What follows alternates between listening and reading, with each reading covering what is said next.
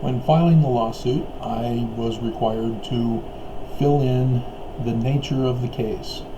This is why I am filing and the cause for the complaint. This helps the judge determine whether the case is a legitimate case or whether they can dismiss it. And so this is my nature of the case.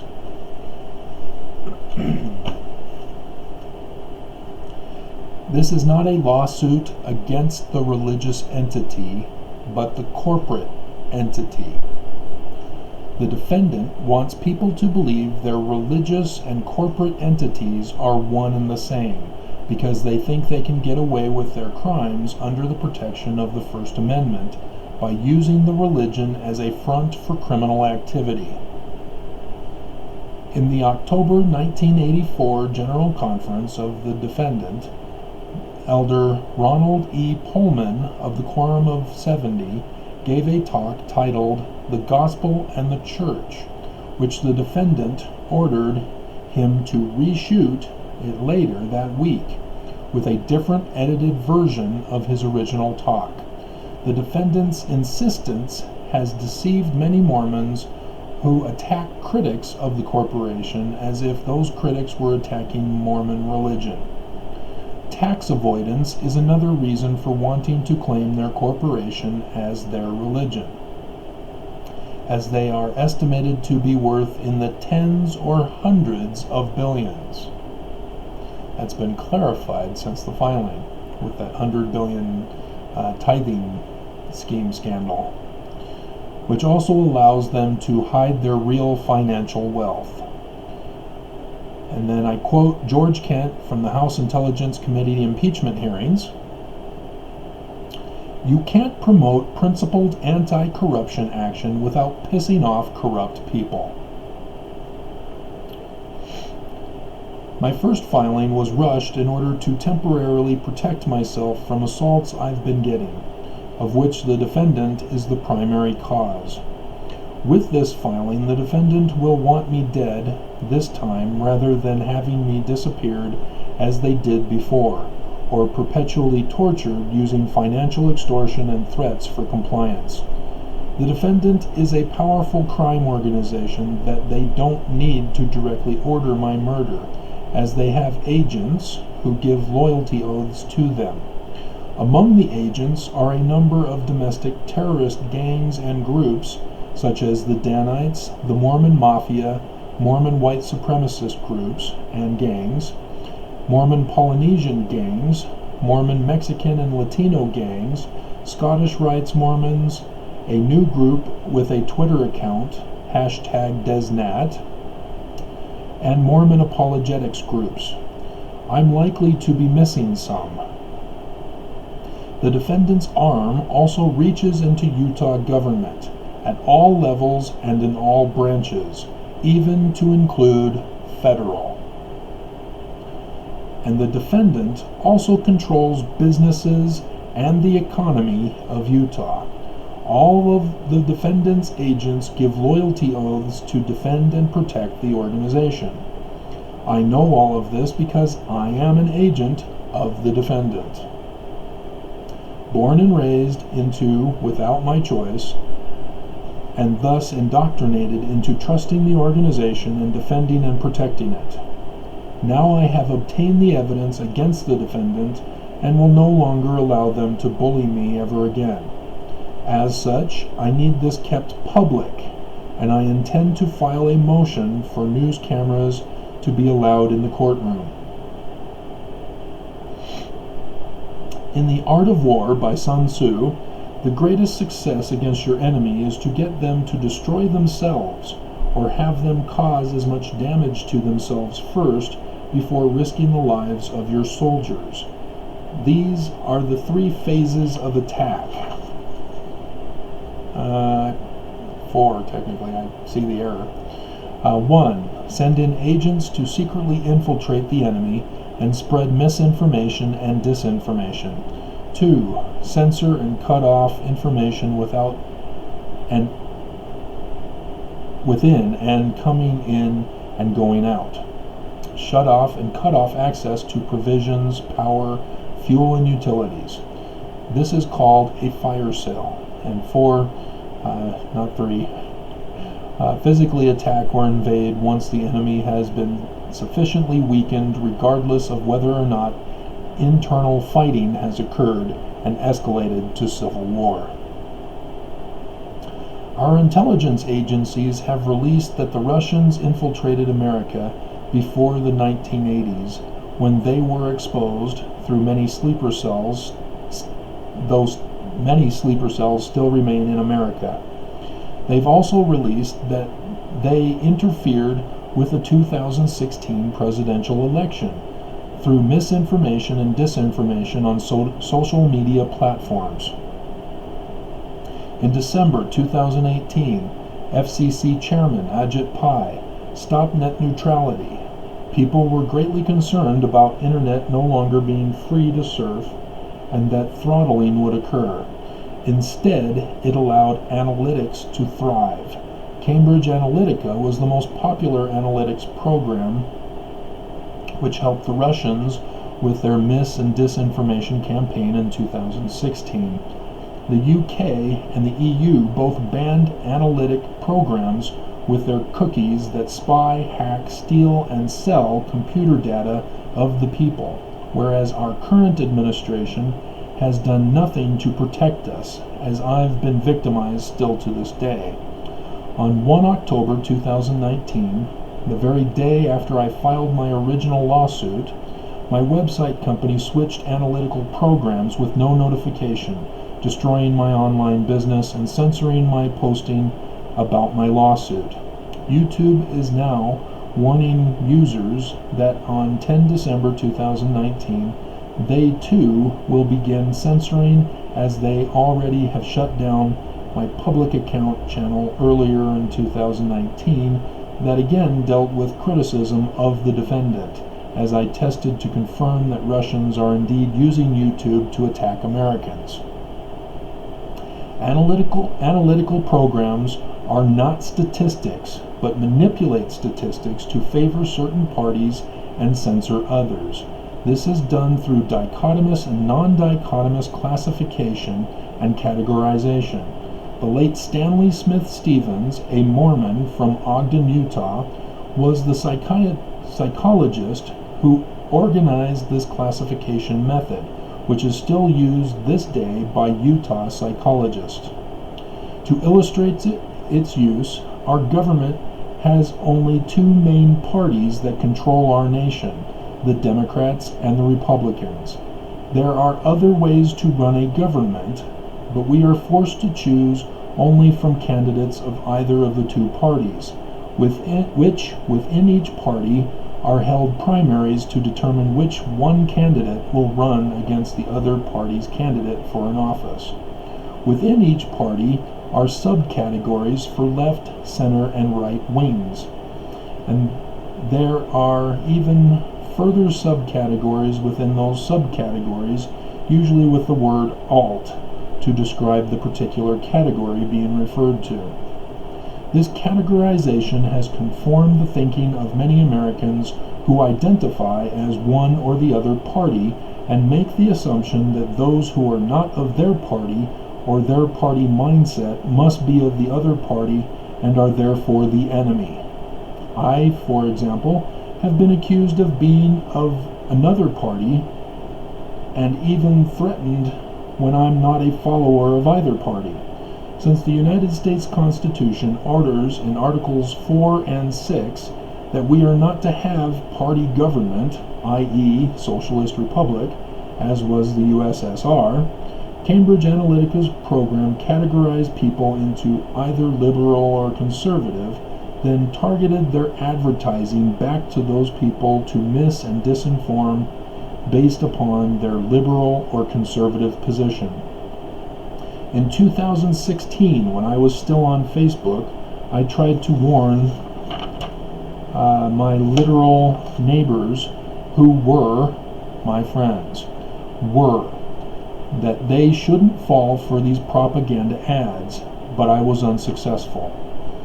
It has also been reported by our intelligence agencies that Russia has hacked and has full control over our nation's power stations. And as far back as 2015, MSNBC's Ari Melber was reporting that Russia was testing their ability to shut off a different town's power station every 4 days. Earlier this year, the Oker power station was turned off for over 3 hours during the middle of the day, as the operator told me one thing and later learned Fox 13 News Utah was reporting a less significant outcome. The field of psychology and its subfields of psychiatry and therapy are all pseudoscience. They do not use scientific methods, practices, or procedures, as they just sit people on a couch and asks the victim to talk about their feelings for an hour session for which they get paid a lot of money. So they have frauded the government into granting them medical doctor status of doctor-patient confidentiality and allow psychiatrists to be drug dealers addicting victims with no hope of recovery, because psychology declares that they have no cure for mental illness. They don't even bother to look for a malady cause and are merely using addictive behavioral control drugs from big pharma companies who need lab rats for human experimentations. The government also grants psychologists expert witness status when they are an expert of nothing, because they don't physically examine the brain for a cause. Because they are not real medical doctors, they are not bound by a Hippocratic oath to do no harm. Medical doctors know when legitimate physical displays of what is considered a mental illness is in psychology. They can be traced in the brain to an actual malady or injury, which medical doctors are able to treat. Thus, there is no need for the field of psychology. My DNA results show I have no markers for any mental illness, because such markers don't exist. Not just in me, but don't exist in the human body. Psychology's claim of an existence of mental illness is a fraud. Real brain problems, such as Parkinson's and Alzheimer's, are treated by medical doctors. So post-traumatic stress disorder is not a mental illness, but a human response to traumatic events. This is why it is so disturbing that the defendant ordered me diagnosed as mentally ill and are still paying Dr. Cohn to this day. Thomas More said it best in his book, Utopia. For if you suffer your people to be ill-educated and their manners to be corrupted from their infancy, and then punish them for those crimes to which their first education disposed them, what else is to be concluded from this but that you first make thieves and then punish them?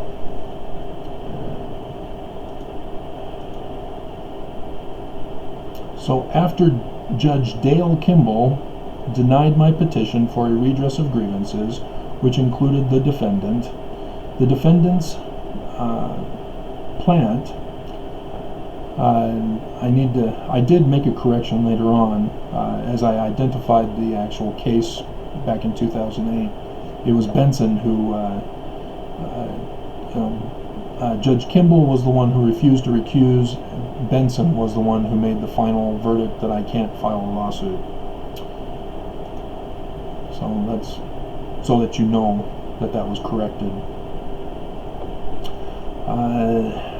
The defendant's plant, as the Utah Attorney General, couldn't let me go with defeat and forced a hearing to teach me a lesson.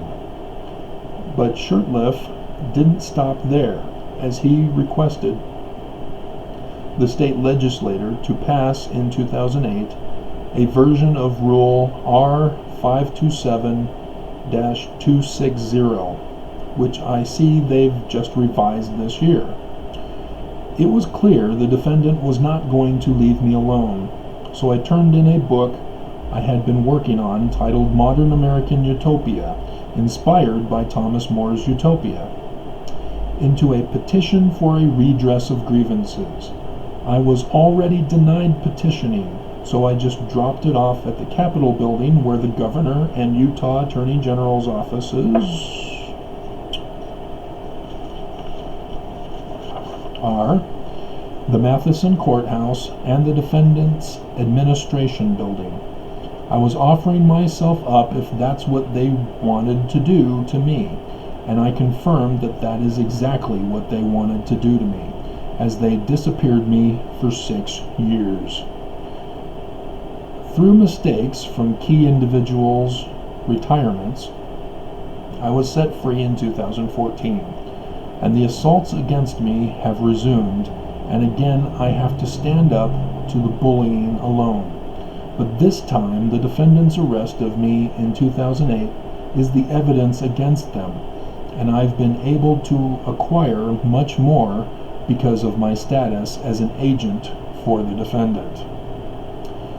The defendant has confessed to lying and deceiving me from their own evidence in their Gospel Topics essays on their website. I was miseducated by the defendant, and though I was tricked into being victimized by the criminal actions of the defendant committed against me, I was deceived into participating in their crimes upon others. But I was a person who wanted answers. So I pursued answers to the Origin founder Joseph Smith Jr.'s translations and methods. As a result, I found the answers that confirmed Joseph's work, and yet the defendant had me blacklisted. What the defendant taught me from birth to choose the right was the excuse to punish me for. Right before I turned 18 years of age, I completed my work to become an Eagle Scout with the Boy Scouts of America. In my final interview, I was approved to become an Eagle Scout because of my honesty over loyalty to the organization. This lawsuit outlines the crimes committed against me by the defendant. Because my parents and grandparents and most of my ancestors tied to the pioneers who settled in Salt Lake City under the defendant's founder, Brigham Young, I too was born and raised in the organization and had been faithful and active with the organization for almost 50 years. Despite the abuses of the defendant and their agents towards me, and others I've been a witness to. The defendant refers to the corporate leaders, which consist of a first presidency, a quorum of 12 apostles, and a presidency of 70 with the general quorum of 70. Agents for the defendant refer to those who have been baptized and temple endowed within the religion of the defendant, and any and all who give aid and comfort to the defendant. Agents also include all those who witnessed the crimes against me but remain silent.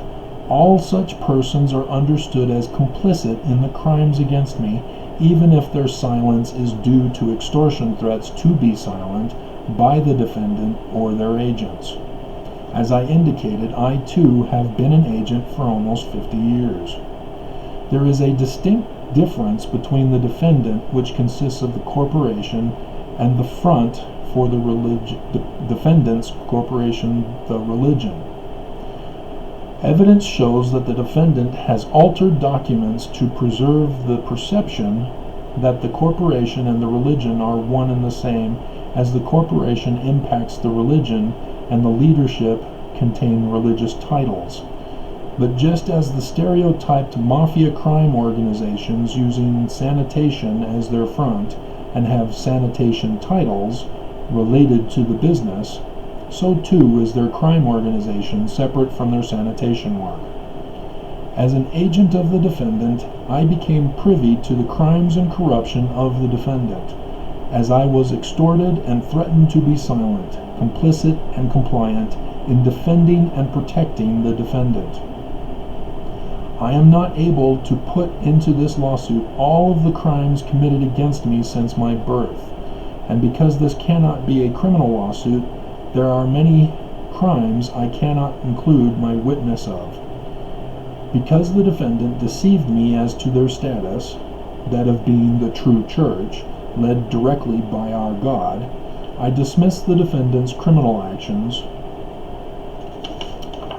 and admissions, trusting in the truth of their position. Also, because I pursued a defense of the defendant's claimed founder, Joseph Smith Jr., and his work with translation of ancient languages, I was unaware of the truth of the defendant's real history and even of the claimed founder's history.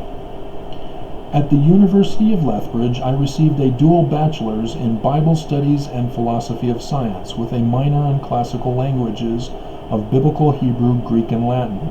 At the University of Utah, I studied under Eva Vasilevska with her Anthropology of the Ancient Middle East. My education and subsequent research, resulting in being the decipherer of Paleo-Hebrew and of ancient Egyptian petroglyphs, and made the discovery in conjunction with another independent scholar, the late Dorothy Milne Murdoch, that the whole Bible derives mostly from ancient Egyptian stories portrayed in their petroglyphs. My results confirm Joseph Smith Jr. did have an ability to translate. In 2014, I learned the defendant has officially declared that Joseph Smith does not have the ability to translate. Evidence shows the defendant did not know about my work and supports Joseph. And that's evidence shows that the defendant did know about my work and supported Joseph Smith, but rather than assisting me to continue my work and release the information to the defendant's agents, I instead was blacklisted with a secret file as I was suppressed and censored and eventually was disappeared. In 2017, I began researching the organization's historical origins to establish whether or not the organization is in fact true. The same scientific methodology for researching the history is the same as my linguistic research as taught to me in my second bachelor's degree in philosophy of science. My results showed that the defendant are frauds, and I can no longer give loyalty to the defendant as their crimes and abuses of me cannot be justified as coming from a true God. I have published my research titled Real History of the Book of Mormon, the Truth About the Most Lied About book, and had posted blogs on my website and vlogs on YouTube until all sources got censored. And I'm going to have to stop here and then resume. I've got to take care of some matters.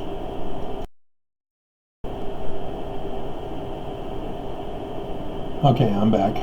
The nature of the case is the longest segment of the video I'll be doing, but just as a heads up warning, the war crimes counts are also pretty long.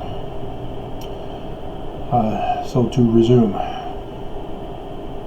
the main reason why the defendant doesn't get their origin story correct is that they don't know it. Brigham Young and those who followed him knew nothing of the Smiths and those who started the organization with the Book of Mormon, and as such, they don't know the coding contained in the narratives either.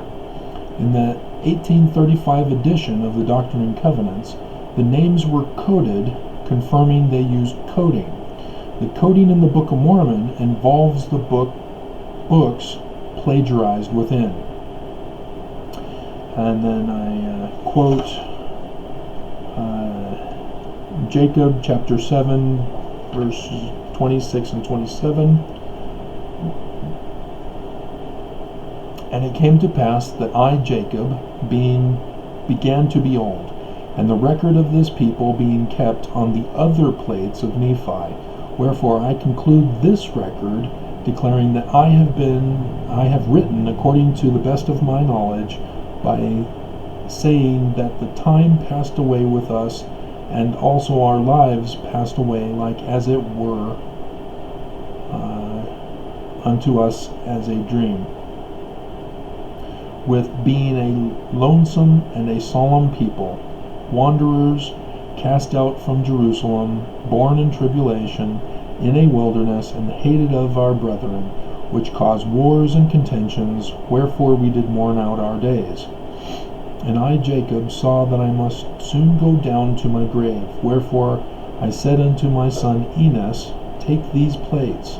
And I told him the things which my brother Nephi had commanded me, and promised obedience unto the commands. And I make an end of my writing upon these plates, which writing has been small. And to the reader I bid farewell, hoping that many of my brethren may read my words. Brethren, adieu.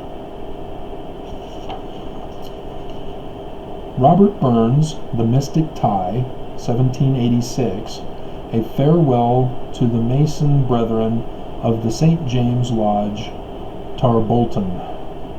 Adieu, a heart-warm, fond adieu, dear brothers of the Mystic Tie. The St. James Lodge is of the Scottish Rites, Freemasonry, and they have an origin legend of the founder, Stuart Jacobite. Joseph Smith Sr. was a Master Mason at the Ontario Lodge number 23 of Canandaigua, New York. A York writes, as Hiram, originally it was spelled Hiram, and then I put in parentheses Hyrum, Smith, second son of Smith Sr., was an entered apprentice at Mount Moriah Lodge number 112, Palmyra, New York. Also a York writes. Yet this term, Brethren Adieu, in the Book of Mormon comes from a famous Scottish Rites Mason. In Hebrew, Jacob means usurper. In Jacob 7, Jacob is the good guy, but later in the book, in 3 Nephi chapter 7, the usurping king of the secret evil society that fractured the kingdom of the Nephites right before the coming of Jesus Christ is also named Jacob. The seal of the Scottish Rites is the two-headed Roman eagle, which is had by Russia. In 1826, Captain William Morgan, who fought under General Andrew Jackson, the same who was the 7th United States President, was attending York Rites lodges in western New York, telling them that he was writing 2 books for David Miller of the Batavian New York Press. He was arrested in Canandaigua, New York, where Joseph Smith Sr. was a Master Mason. Would have known William, where Joseph Smith, as a Master Mason, would have known William and his arrest and his disappearance that sparked the anti-Mason movement that burned down most all of the Freemason temples, pushing Freemasonry underground for a while. Knowing the history, I now recognize the interpretation of plates as William Morgan's books. Jacob, as William Morgan, who usurped the knowledge of the conspiracy plot against the United States by Scottish Rites Masons. Jacob's brother Nephi is Joseph Smith Sr., who, as Master Mason, would have been the leader and planner despite William being of higher rank. And Enos would be William's apprentice, assisting with the transfer of manuscript pages to copper plates for publication.